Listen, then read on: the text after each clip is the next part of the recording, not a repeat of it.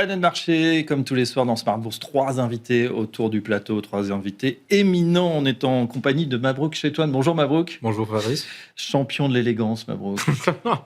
Head of Global Market Strategy chez Natixis IM. Bienvenue à vous. Merci. À vos côtés, Elias Galou. Bonjour Elias. Bonjour Fabrice. Stratégiste d'investissement global, Bank of America, Global Research. Bienvenue. Merci beaucoup. Et puis Andrew Etherington, Head of Multi-Asset Total Return chez AXA IM, désormais dans le giron du groupe BNP Paribas AM. Bonjour Andrew. Bonsoir Fabrice. Messieurs, on démarre avec ce risque politique. On en parle depuis une semaine et les marchés qui ont été plutôt secoués par cette nouvelle. On l'a vu en tout cas pendant toute cette semaine. Mabrouk, quelle est votre réaction ? C'est vrai qu'on s'attendait peut-être à une rentrée plus tranquille et puis patatras, on voit ce risque politique français pour une fois qui revient sur le devant de la scène. Faites bien d'insister sur le côté français. C'est un risque politique extrêmement localisé, donc on n'est pas du tout sur finalement un risque politique global ou majeur. Il y a plusieurs éléments. Le premier, c'est, je pense qu'on l'a rappelé à plusieurs reprises au cours de ces derniers mois, les marchés se sont habitués à peu près tout. C'est-à-dire qu'en gros, on s'est habitué à une guerre, on s'est habitué à Donald Trump, et avec toutes ces, entre guillemets, toutes ces sorties, toutes ces inventions, toutes ces, effectivement, taxes. Et donc, on voit bien que cela n'empêche pas, quelque part, les marchés de continuer, peu ou prou, leur rythme de croisière. Et donc, je pense que, finalement, cette probable, hypothétique, on va dire, dissolution ou même vote de non-confiance en quelque sorte pour le gouvernement Bayrou, oui, ne constitue pas en fait Bayrou, la chute, voilà, merci, ne constitue pas une surprise en quelque sorte puisqu'on a déjà été confronté à la fois au même épisode en juin dernier et avec également la démission du gouvernement Barnier en décembre dernier. Donc tout ceci ne constitue pas une surprise, le marché a déjà vu en quelque sorte. Et quand vous regardez en fait la réaction même on parlait du spread, effectivement de l'écart de taux entre les taux allemands et les taux français, effectivement en juin 24 on a eu une très grande effectivement réaction, plus modéré finalement en décembre avec justement la confiance non accordée finalement au gouvernement Barnier. Et là, on pense que globalement, de nouveau, on va se retrouver dans un épisode de volatilité, certes, mais pas non plus de dérapage ou de sortie de route des marchés. Et il y a un point extrêmement important, me semble-t-il, qu'il convient de rappeler, c'est que depuis la dissolution, avec la remontée des taux, qui est totalement justifiée par ailleurs, oui. En fait, la dette française, on avait la crainte qu'elle soit effectivement, on peut dire, en désamour vis-à-vis des investisseurs, puisque risque politique, on n'y voit pas grand-chose, c'est le chaos, c'est confus. On a dit qu'elle était plus chère que la dette grecque à un moment. Oui, mais bon, ça, c'est une comparaison qui est complètement fallacieuse, en fait, en réalité. Ce qu'il convient de regarder, c'est la dynamique. Et en fait, il y a des pays qui parviennent à réduire leur stock de dette, il y a des pays qui parviennent à réduire ce fameux ratio dette sur PIB. Oui. La France, le Royaume-Uni, on en parlera peut-être plus tard, en sont totalement incapables. Et pourquoi comparons effectivement la France avec l'Italie et en disant, regardez, l'Italie va bientôt emprunter à moins cher que la France, c'est normal, l'Italie a fait les efforts. La France n'a pas fait d'efforts. Ouais, c'est un petit peu désolant. Alors on va continuer le tour de table et on reviendra sur les taux tout à l'heure. Elias Galou, quel est votre regard là aussi ? Certains disent que c'est quand même un petit peu désolant de voir ce chute gouvernement Bayrou comme une chronique d'une mort annoncée finalement. Je pense que ce qui est frappant avec la France, il y a le cas français, il y a le cas sur les marchés obligataires mondiaux. On voit la tendance de long terme qui se déroule depuis quand même plusieurs années, c'est la remontée des taux longs sur l'ensemble des pays avancés. Ça a d'abord été le cas pour les États-Unis, c'est le cas en Europe, et aujourd'hui, ce qu'on voit, c'est que même le Japon, qui était vraiment l'ancre en fait des taux bas depuis le début du 21e siècle, on voit que même les taux japonais de long terme ont beaucoup augmenté, qui sont aujourd'hui au plus haut depuis la grande crise financière de 2008-2009. Ce qui est particulier avec la France, pour peut-être compléter Mabrouk, c'est ce qui se produit sur la courbe des taux. Et là, le bas blesse un petit peu, puisque lorsqu'on voit, par exemple, la courbe des taux, c'est-à-dire l'écart entre les taux longs et les taux courts, oui. Ce qu'on voit, c'est que la France, si vous regardez l'écart entre les taux 30 ans et les taux 5 ans, bien la courbe des taux, la plus pentue qui soit dans les pays développés, c'est bien la courbe des taux française. Et là, on voit où c'est un point où le marché est beaucoup plus inquiet vis-à-vis de la France. Tu citais tout à l'heure le Royaume-Uni. Depuis le début de l'année, dans mon équipe, Bank of America Global Research, je dis toujours, il faut regarder le Royaume-Uni comme étant un peu le signe avant-coureur et le marché sur lequel les bond vigilantes vont vont taper. Ouais. Et ben aujourd'hui, lorsque je vois la courbe des taux française, elle est plus pentue que la courbe des taux britanniques, qui montre bien que la France commence à devenir vraiment le mauvais élève de l'ensemble des pays développés. Ouais, le Royaume-Uni, on entend beaucoup parler là sur les médias avec l'épisode Liz Truss, qui avait essayé de faire passer son paquet un petit peu compliqué. Et bon, elle avait dû démissionner au bout d'une quarantaine de jours. Je crois que je parle sous votre contrôle, Andrew. Alors justement, quel est votre regard, vous aussi, sur cette séquence de rentrée qui rebat les cartes, en tout cas, pour le paysage de l'investissement en France? Certes, il y a quelques particularités avec le comportement de la courbe de l'OAT suite à l'incertitude qui s'est accrue, mais en même temps, on savait déjà en début de l'été qu'à la rentrée, ça allait être un peu mouvementé. Ça a été déjà annoncé par l'opposition et donc, quelque part, le Premier ministre a été mis un peu d'huile sur le feu déjà. Donc, oui. Mais l'ensemble des courbes long terme à l'échelle mondiale sont en train de se pontifier. Il y a probablement un petit peu plus de stress sur la partie très longue en Europe, en France, parce qu'il y a un changement de législation aux Pays-Bas, qui est un des grands porteurs sur la partie très longue de la courbe.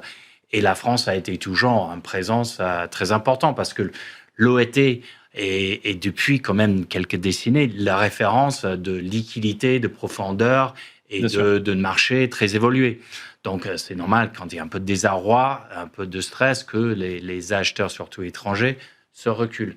Néanmoins, dans les premières séances, après l'annonce par le Premier ministre de sa vote de confiance le 8 septembre, on a vu des flux étrangers, notamment japonais, qui étaient présents sur cette partie très longue de la courbe, ce qui n'était pas le cas depuis un moment. Et je crois que ça se reflète plutôt le resserrement avec les taux italiens et qu'aujourd'hui, il y a moins à jouer là. Et la France a été depuis très longtemps une référence dans la matière. Donc, je suis moins inquiet que peut-être les médias aimeraient communiquer pour l'instant. Oui. Parce que les fondamentaux n'ont pas changé. Mais quel est votre regard, par exemple, sur... c'est vrai que si on regarde le problème, donc le Premier ministre, dans sa conférence de presse, le rappelait, 3 350 milliards de dettes.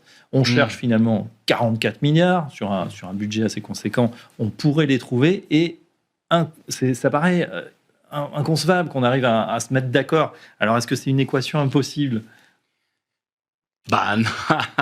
Non, mais ce n'est pas une question impossible. Chaque pays a ses propres problèmes de dette qu'ils ont cumulés depuis très longtemps. Vous avez très bien cité le cas de la Grande-Bretagne, qui n'a pas la même économie qu'ici, qui n'ont pas le même système de retraite et autres, mais qui n'ont jamais réabsorbé le choc qui a été créé par un gouvernement de droite, sachant qu'aujourd'hui, c'est un gouvernement de gauche. Donc, il y a une continuité dans le désarroi un peu des investisseurs internationaux. Je crois que la situation de la France est sous stress. Est-ce que ça s'est dégradé de manière notable depuis le début de l'été ? Pas vraiment beaucoup, parce que l'écart de rendement avec l'Allemagne, comme vous avez cité, c'est écarté d'une dizaine de BP.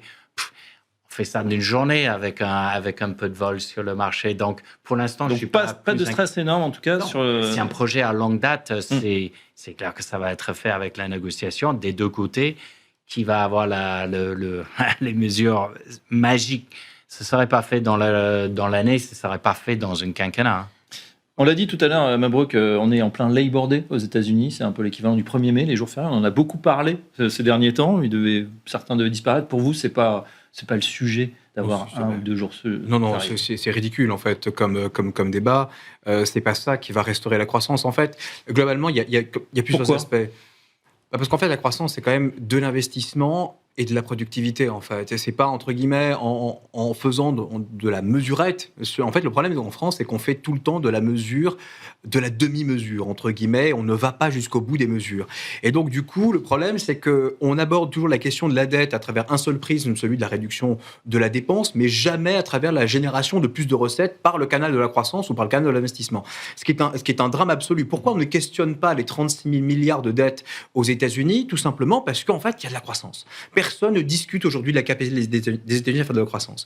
En revanche, je ne serai pas aussi effectivement sombre, comme vous l'avez indiqué, sur notamment la dette française. Il y a un point qu'il faut regarder de manière très attentive, et l'agence France Trésor nous donne les données, c'est de quelle manière effectivement les investisseurs vont se porter, vont s'exposer sur la dette française. Et en fait, on se rend compte que les taux qui montent Ça donne effectivement plus de rendement et en fait, ça attire des investisseurs. La dette française est sursouscrite à hauteur de un facteur 3, alors qu'elle était historiquement un facteur de 2. C'est-à-dire qu'il y a C'est-à-dire beaucoup qu'elle est plus. plus attractive, Mais bien paradoxalement, parce qu'elle paye plus. Elle finalement. paye plus. Et donc, qui va penser un quart de milliardième de seconde que finalement la France va faire défaut? D'accord. On a quand même un bouclier absolu qui s'appelle la BCE, qui empêchera effectivement toute forme de dislocation de la zone euro, pour un pays d'ailleurs aussi important que la France. Et donc, globalement, quand vous avez des taux français de l'OAT qui payent 3,50, vous êtes un assureur, vous êtes effectivement un investisseur de long terme, vous allez acheter.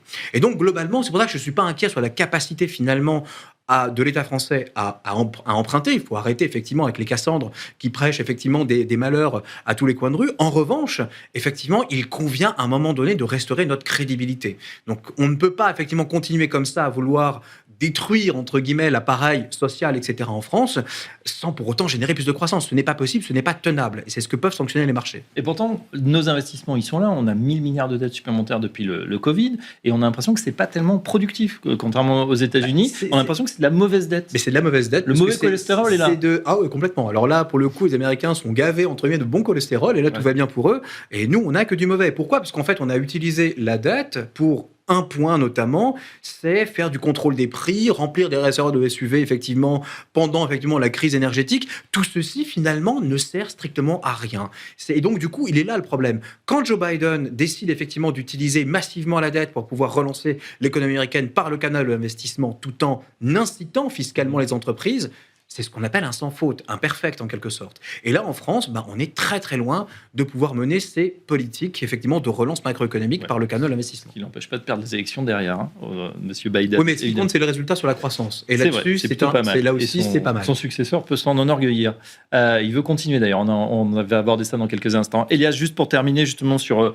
on disait à l'instant, finalement, pas d'inquiétude sur notre dette. Au contraire, on va en profiter. Les investisseurs étrangers se disent peut-être c'est une aubaine. Finalement, l'OAT à 3,5 ou même un peu plus, ce que vous nous disiez tout à l'heure. En fait, la grande chance de la France, c'est surtout l'euro. C'est ça, la grande différence, par exemple, au Royaume-Uni. En fait, lorsque les investisseurs veulent pénaliser une économie, un marché en particulier, il y a 3 axes. Le marché actions, le marché obligations et le marché des devises. Par exemple, vous mentionnez tout à l'heure le moment Liz Truss au Royaume-Uni. Oui. Ce qui avait vraiment fait peur aux investisseurs britanniques, c'était la vitesse à laquelle on assistait en même temps à une dépréciation de la pound sterling avec une hausse, une remontée des taux longs britanniques, qui avait conduit la Bank of England, la Banque d'Angleterre à l'époque, à changer son cap par rapport à la politique d'assouplissement quantitatif. Aujourd'hui, la chance de la France, c'est l'euro. On est dans un contexte où l'euro s'apprécie, je dirais plus un dollar qui se déprécie, qui permet à l'euro de s'apprécier. Et ça rassure énormément les investisseurs étrangers, dont les Japonais, puisque lorsqu'ils achètent la dette française, c'est une dette qui est dénominée en euros. Et ça, c'est une grande chance. Ça veut dire qu'on aurait été en franc français, là on se faisait torpiller. Je pense que le franc français aurait souffert, mais l'autre grande chance de la France, et c'est pour ça en fait que ce contexte politique en France, il intervient dans un contexte géopolitique qui favorise la France, puisqu'on a aussi de l'autre côté une politique, un thème de long terme qui est le réarmement de l'Europe. Et ça conduit l'ensemble des taux souverains sans risque, l'Allemagne, les Pays-Bas, plus haut. Et donc, à remonter mécaniquement. Ça réduit en fait la vélocité de la remontée des taux français. Donc 2 thèmes, la dépréciation du dollar, la hausse de l'euro, le réarmement de l'Europe, qui sont vraiment des coussins par rapport à l'écartement de la dette française. Très bien. Andrew Etherington, en entendant Elias et Mabrouk, on a l'impression que bad news égale good news, finalement, pour la France. C'est-à-dire cette dette qui augmente, on va continuer comme ça à pouvoir peut-être... alors j'espère pas la gabegie, qu'à un moment on va quand même arrêter et puis trouver peut-être un gouvernement, c'est peut-être pas dans les semaines à venir. Là aussi, c'est la vision des investisseurs, là, que vous parlez tout à l'heure des Japonais. Je dirais pas que bad news is good news, mais c'est une opportunité. Ouais. C'est qu'il y a encore de l'épargne qui a besoin d'être placée. On a beaucoup d'épargne, vous l'avez cité en introduction, on a un problème, en fait, le problème en Europe aujourd'hui, c'est le problème de l'épargne et où la placer, ou plutôt, pourquoi elle n'est pas dépensée. Parce que là, il y a un problème de croissance en Europe, c'est que les ménages sont catégoriques, ils ne veulent pas dépenser. On a entendu plus de % pour Stellantis et Renault, très bien, mais on sort d'une période terrible pour la conso, pour l'investissement des ménages. Et je crois que la clé, c'est comment est-ce qu'on va libérer ces esprits animaliers, je sais pas comment animaux, des ménages qui sont assis sur les tombereaux d'épargne dans certaines parties de l'économie. C'est vrai qu'on est à quasiment 20% d'épargne, 19%. Exactement. Et on avait dit l'année dernière, la clé de cela, ce serait la baisse du prix de l'énergie et la confiance d'une fin des hostilités en Ukraine. Et puis l'investissement en Allemagne, surtout, qui va être déclenché. Pour l'instant, on est en attente. Ouais. Ce qui fait que le BCE aussi. Et peut-être là, c'est pas terrible. Ouais. Et alors, on a justement, si on regarde de l'autre côté de l'Atlantique, là, voilà, des États-Unis qui sont en pleine forme, en tout cas au niveau boursier. On est à nouveau sur des records. On a vu ce trou d'air avec la hausse des tarifs présumés début avril. Depuis, de l'eau a coulé sous les ponts. Ça y est, on est peu ou prou arrivé à un certain nombre d'accords sur les tarifs. Qu'en est-il aujourd'hui ? On voit en tout cas que celui qui a été le plus pénalisé, finalement, c'est le billet vert, qui a perdu peu ou prou 10 à 15%. On est à 1,17 aujourd'hui. Est-ce que c'est un point de rupture ? Je crois qu'il y a certains gouverneurs de la BCE qui se sont émus, qui ont dit attention, à 1,20, entre 1,17 et 1,20, c'est encore tolérable, mais ensuite, ça pourrait être beaucoup plus compliqué. Mabrouk, Chetouane. Compliqué de quel point de vue finalement, puisque quelque part le souci avec un euro trop fort, serait effectivement de pénaliser nos exportations qui a priori sont déjà entre guillemets pénalisées par des tarifs douaniers. Donc effectivement ça c'est un peu problématique, mais globalement en fait le sujet n'est pas là. On a déjà vu en fait des épisodes où l'euro était bien plus entre guillemets cher finalement qu'il ne l'est actuellement, et pour autant finalement ce qui est encore une fois permis même à l'industrie allemande de continuer d'exporter et d'avoir un surplus extérieur tout à fait titanesque, c'était encore une fois sa compétitivité. Donc en fait, on s'attarde toujours à chaque fois sur, entre guillemets, des espèces de points de passage à 1,17, etc. C'est un seuil peut-être psychologique, mais globalement, ça ne change pas vraiment la donne. En fait, en réalité, on a un dollar qui se déprécie très bien, on a un euro qui s'apprécie très bien. Ça reflète par ailleurs des réalités macroéconomiques. On a aussi une économie européenne malgré tout. On le disait en introduction, on a des indicateurs économiques qui ne sont pas si détériorés que ça en Europe. Et donc finalement, il est normal de voir la devise européenne s'apprécier. L'économie américaine a perdu, on est passé quand même de quasiment 3% de croissance à moins de 2%. Donc en fait, on a quand même un ralentissement très net. Et qui dit finalement économie plus faible, dit à un moment donné ajustement également sur la devise. Alors on a beaucoup entendu parler de ces histoires de dédollarisation, de désaffection même vis-à-vis des actifs américains. Moi, je pense qu'honnêtement, rien n'a changé sur le plan fondamental. On est juste sur une fluctuation. Le dollar a été excessivement cher lors de l'élection, effectivement, de M. Trump, du président Trump, puisque une espèce de confiance, une espèce de boulevard, finalement, d'euphorie qui a propulsé, en fait, le dollar à des niveaux complètement stellaires. Et là, on recorrige, en quelque sorte, on revient vers des niveaux qui sont, on va dire, un peu plus en phase avec l'économie américaine. Une banque centrale qui baisse les taux, une croissance qui ralentit, une devise qui se déprécie. Alors justement, la baisse des taux, elle est prévue, elle est anticipée. On parle beaucoup de mi-septembre. Jay Powell l'a fait entendre au symposium de Jackson Hole. Elias Gallou, on attend cette première baisse des taux du côté de la Fed ? Les marchés associent une probabilité de 87%. Précis, ça. 87% pour une baisse des taux le 17 septembre prochain. Effectivement, M. Powell a ouvert la porte. C'est pour faire plaisir à Trump qui fait ça ? Parce que de toute façon, son mandat, on le dit, se termine fin mai 2026. Tout à fait. Et là, il sera remplacé, quoi qu'il en soit. Tout à fait. En tout cas, ce que les marchés aujourd'hui, on parlait de l'incertitude qui domine depuis quand même le début de l'année, les marchés sont aujourd'hui certains qu'en mai 2026, on aura un changement de leadership de la Fed. Et je pense que c'est cette éventualité, ce scénario que les marchés sont en train de pricer, de trader depuis plusieurs mois. On sait qu'à partir de mai 2026, le remplaçant sera beaucoup plus enclin à adopter une politique monétaire plutôt souple par rapport à ce que... dovish, c'est-à-dire que les taux pourraient baisser. Ce que vous nous dites, c'est que 9 mois en avance, déjà, on price le fait que demain, il y aura un gouverneur peut-être plus accommodant.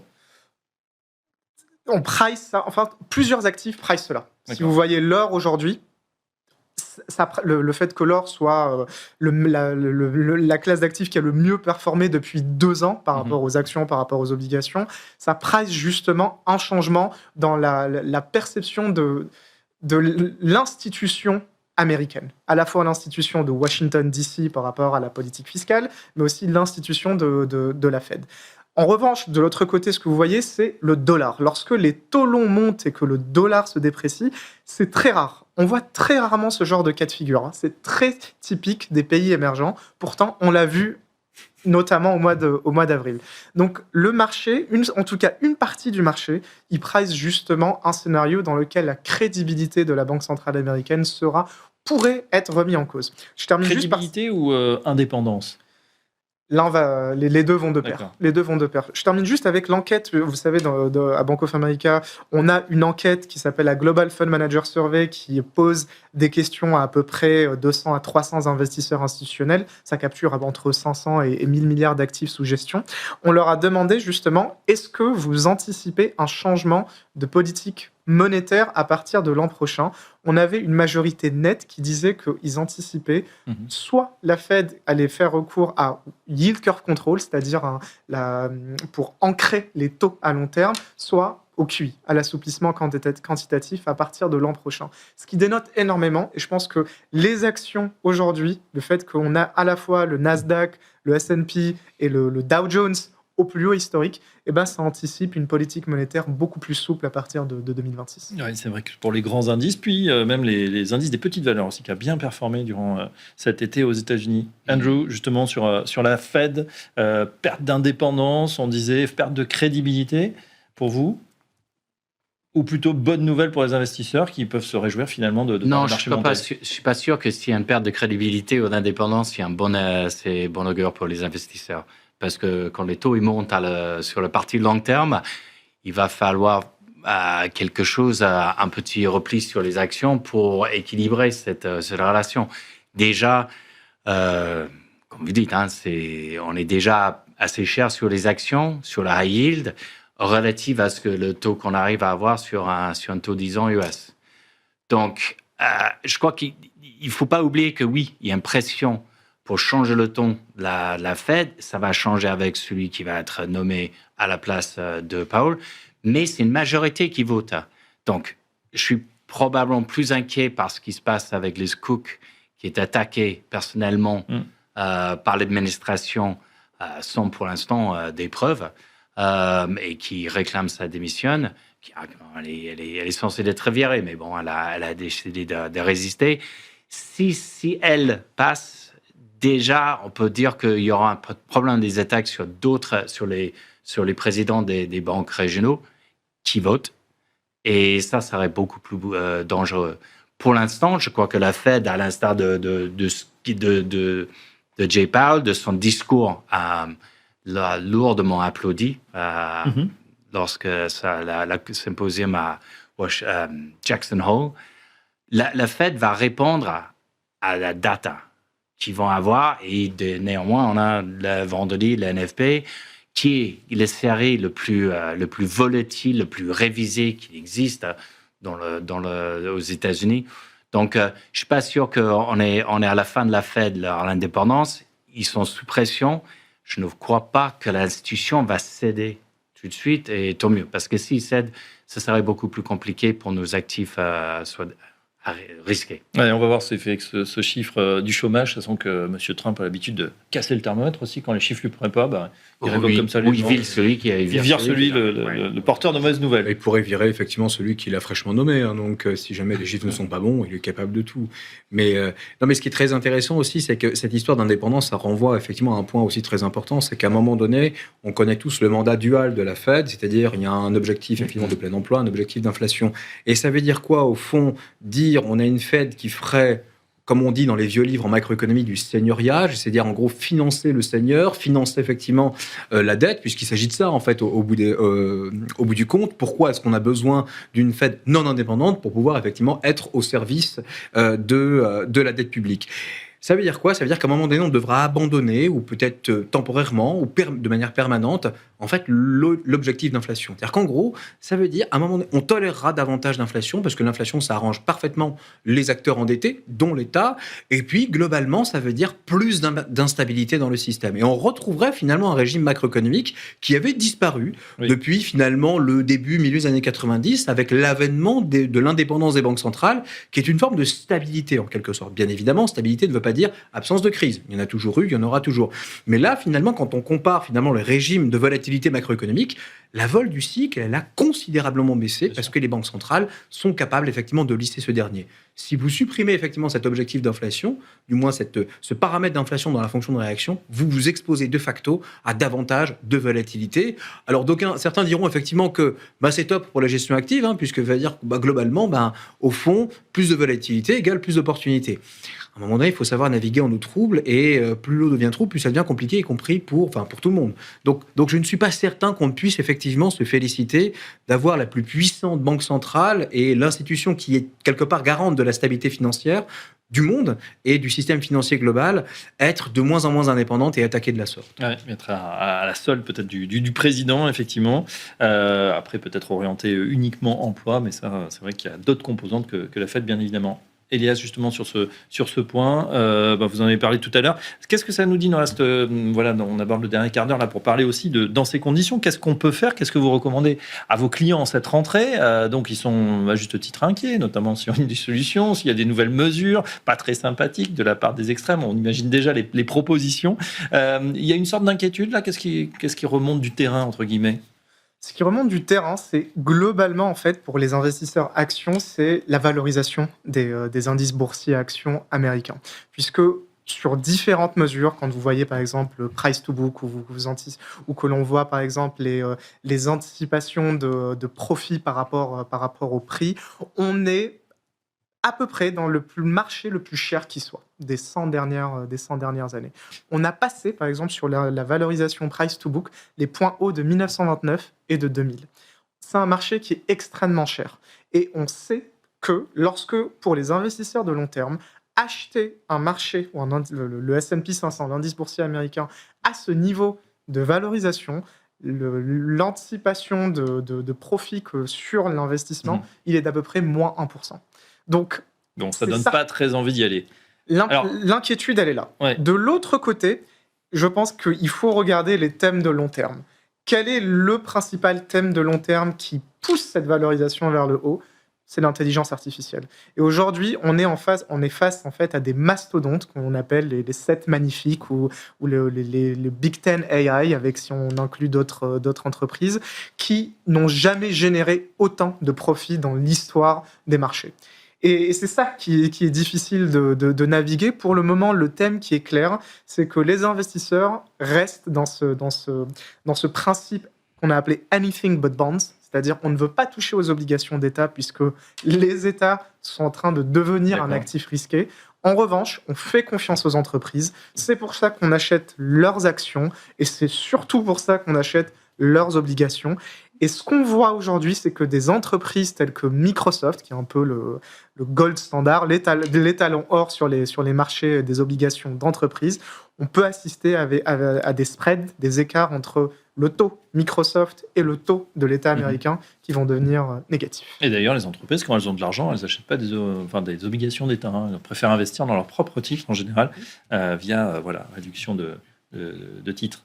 Andrew, qu'est-ce qu'on fait dans cette rentrée là, la France des investisseurs vous regarde, vous écoute, motif d'inquiétude, mais également, vous l'avez dit, motif de stabilité, en tout cas au niveau international. Il y a peut-être moins de questions. Mais au fond, il n'y a pas tant d'inquiétude que ça. Certes, les valorisations sont difficiles, mais alors difficile, on dit, excusez-moi, je fais une parenthèse, Elias, parce que tout à l'heure vous avez dit, c'est vrai, peut-être ceux qui sont sous-investis se disent, mince, c'est pas un bon point d'entrée. En revanche, quand on est au plus haut, ça veut dire que tout le monde est en train de gagner de l'argent. Donc les investisseurs qui étaient un peu traumatisés, on se souvient début avril, avec cette chute des marchés, aujourd'hui, ils sont quand même plutôt contents. Comme d'habitude, dans une situation pareille, c'est la diversification qui prime. Donc, d'abord, ce que nous sommes en train de faire, c'est dévier un peu de nos investissements en dehors des États-Unis vers l'Europe. L'Europe n'est pas en elle-même pas chère par rapport à son historique, mais relative aux États-Unis, c'est clair. Et qu'on a vu comme le value a très bien performé en Europe depuis quelques mois. Donc, l'Europe est intéressante. La Chine offre encore, surtout en tech, des opportunités pour les investisseurs qui peuvent supporter un peu plus de volatilité parce qu'on a vu que leur marché, même si la Chine est le meilleur marché boursier depuis 2 ans, en dehors de Zambie, mais on n'est pas tous exposés à ça. Oui. Mais c'est porteur. La Chine a fait un très bon été, boursier. C'est exact. Mais l'Europe aussi. Et il faut voir le value en Europe a été un bon site de performance. Après, nos actifs dollars, comme vous avez dit, Mabrouk, il n'y a pas de sortie des États-Unis. Par contre, il y a du hedge.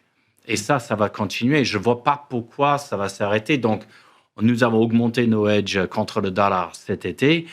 Il y a un moment où ça va coûter trop cher pour faire, mais pour l'instant, c'est tout à fait raisonnable vu la volatilité des marchés des actions.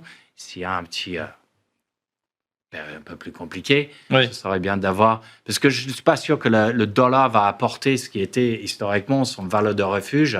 Ce n'est pas ça ce qu'on a vu depuis avril. Un peu, on avait cité la Grande-Bretagne aussi, un autre pays où les taux montent à la partie longue, et la devise, il part dans l'autre sens. Donc, il y a les valeurs de refuge en Europe. Je crois que le marché allemand obligataire offre toujours une valeur solide, avec une dette sur PIB de l'ordre de 60%.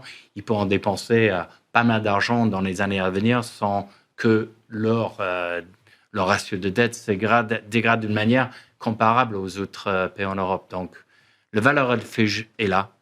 Puis alors, je ne me prononce pas trop sur l'or parce que ce n'est pas un actif sur lequel j'ai beaucoup de... Valeur refuge par excellence. En tout cas, là, ça continue à progresser encore aujourd'hui. Je crois qu'on est pratiquement sur des records à $3 470 l'once. Sur les marchés américains, petite parenthèse également, c'est vrai que pour un investisseur européen, certes, on a beaucoup monté en valeur absolue, mais c'est vrai que si on repart en devise, là, comme il y a cet effet devise dont on vient de parler, finalement, c'est pas si exceptionnel. Il fallait peut-être mieux rester sur l'Europe. Alors, il y a plusieurs aspects sur l'Europe. Alors, c'est très hétérogène, comme d'habitude, l'Europe. Vous avez à la fois des marchés espagnols, italiens qui ont délivré une performance, on va dire, tout à fait spectaculaire, avec bien évidemment cette pente de la courbe qui aide beaucoup le secteur prépondérant dans ces indices, à savoir le secteur bancaire. Oui. Donc ça, effectivement, il n'y a pas de raison que ça change. La pente, elle est toujours là, elle va rester. Et puis, a priori, donc ça va continuer. Et puis, juste un point, l'Espagne, quand vous regardez la trajectoire, la vitesse en fait, à laquelle ça croît aussi vite que les États-Unis. Donc, c'est qu'ils sont en plein boom. L'Espagne, c'est tout à fait stupéfiant. Il y a de l'investissement, de la croissance. Alors bon, certains diront que oui, c'est du tourisme, mais pas que. Il y a aussi d'autres choses. Et puis, il y a quand même une économie, un marché boursier qui délivre. Donc, et ça vient pas de nulle part. La confiance d'investisseurs dans la capacité de l'Espagne, des entreprises espagnoles, à délivrer effectivement du revenu, elle est quand même là. Et quand vous regardez la révision de la croissance des bénéfices, il y a un seul pays où ça monte finalement dans le quatuor finalement des pays européens, c'est l'Espagne. Donc, puis le reste, ça baisse. Donc, la France est encore un autre problème. Donc, il y a effectivement faire un peu la part des choses au sein de l'Europe, ne pas tout acheter parce que c'est très facile effectivement d'acheter le Stock 600 ou l'Eurostock 50 et puis dire on attend de voir. C'est pas forcément ce qu'il y a de mieux à faire. Et on l'avait dit, on l'a évoqué brièvement, les petites capitalisations. Donc, et notamment les moyennes en fait. C'est surtout celles-ci qui présentent le plus d'intérêt à mon sens. Alors, les petites finalement sont exposées à des vents contraires qui peuvent effectivement les bloquer, les tarifs, etc. Il y a quand même plusieurs facteurs quand même anxiogènes qui peuvent à un moment donné pénaliser leur activité. En revanche, les mid-cap, donc les valeurs de taille moyenne, elles, quand vous regardez leur parcours, elles bénéficient finalement d'un cosme finalement macro qui n'est pas si mauvais que ça en Europe. Au contraire, on a quelques faisceaux qui nous indiquent que c'est en train de s'améliorer de manière graduelle.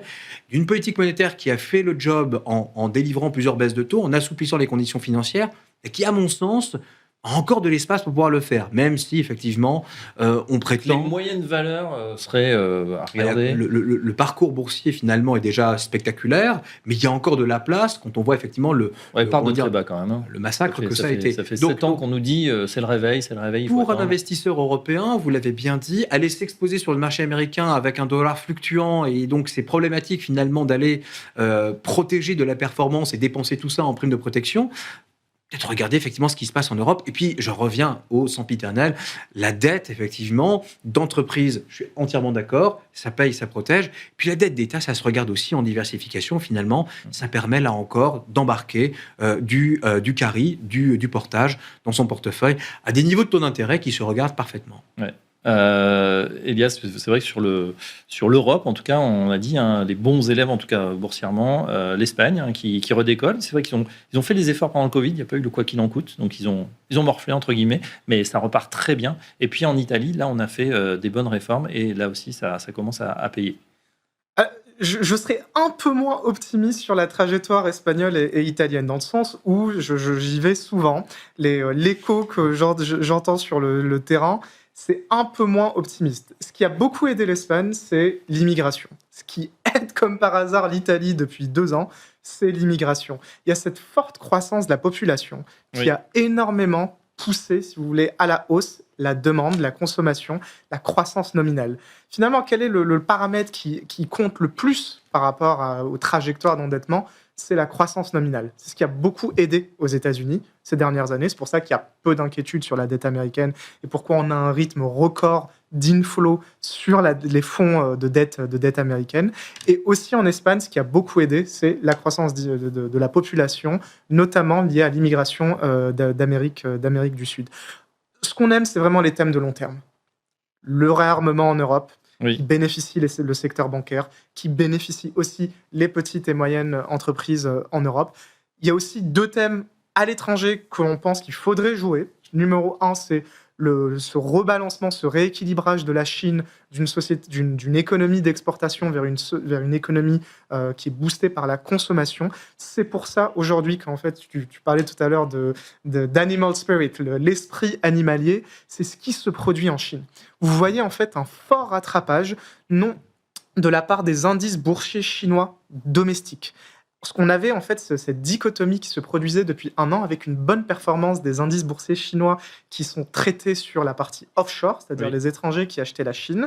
Désormais, on a ce rattrapage de la partie onshore, les Chinois domestiques. Se remettent à la bourse ? Qui achètent la bourse. En fait, ça, c'était le pivot de l'an dernier, de septembre dernier. Ils ont peut-être été échaudés par l'immobilier, cela dit, ces derniers temps. En fait, c'était un moyen pour booster le moral des ménages chinois, qui, en fait, si on pense aux ménages chinois, c'est le ménage qui est le plus souffert dans la décennie 2020, avec les restrictions Covid qui ont duré jusqu'en fin 2022, début 2023. Ils ont eu 3 ans de lockdown. Hein.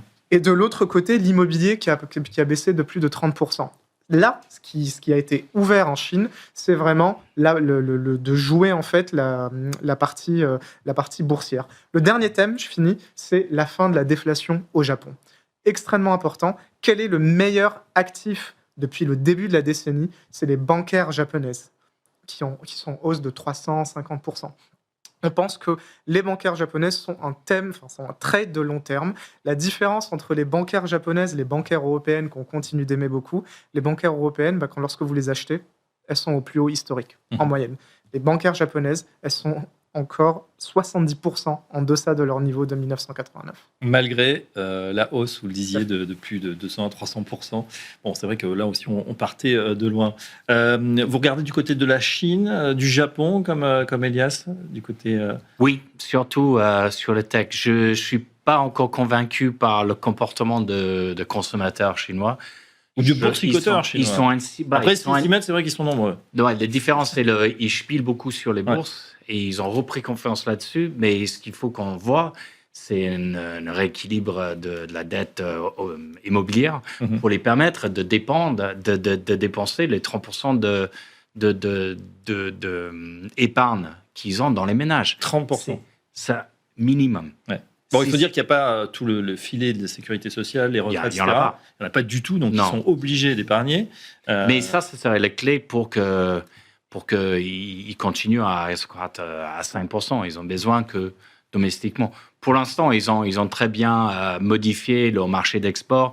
Parce qu'on a vu que ça s'est effondré aux États-Unis, mais c'est venu ailleurs, c'est parti ailleurs en Asie, c'est venu en Europe. Ce qui peut être une source de déflation pour nous aussi. Donc, encore une fois, moi, je suis d'accord avec Mabrouk. Le BCE à la marge, surtout avec leurs prévisions avant la remontée de la devise de 1,6% d'inflation l'année prochaine, et un marché qui ne presse que la moitié d'une baisse des taux d'ici la fin d'année. Donc, il reste encore un peu de souplesse là. Donc, on est exposé sur la partie courte de la courbe parce que le marché américain nous pollue un peu les treasuries sur la partie très longue de la courbe, mais on est confiant de rester sur la partie courte. Et plutôt cela, c'est pas grand risque. Mais sur la Chine, non, c'est surtout sur la tech. Le Japon, on avait investi surtout sur le secteur financier. On était sorti, donc je crois que selon ce que Il y a j'entends encore de la marge. à côté, Oui, il y a revenir. encore de la marge. Il faut y revenir. Voilà ce qu'on pouvait dire ce soir, en tout cas, sur ce qui se passe sur cette pleine de marché. Des analystes, des économistes, des penseurs autour de la table, plutôt confiants sur cette rentrée à haut risque. Pas tant que ça, finalement. On garde le cap et on verra bien ce qui se passe. En tout cas, attention, marché un petit peu cher du côté des États-Unis et puis diversification, peut-être sur la Chine, peut-être sur le Japon. Merci, messieurs. Mabrouk Chetouane, Natixis, IM, Andrew Etherington, AXA IM, BNP Paribas et Elias Gallou, Bank of America. À très bientôt pour un prochain numéro de Smart Bourse. Nous, on continue dans un instant. C'est le quart d'heure américain.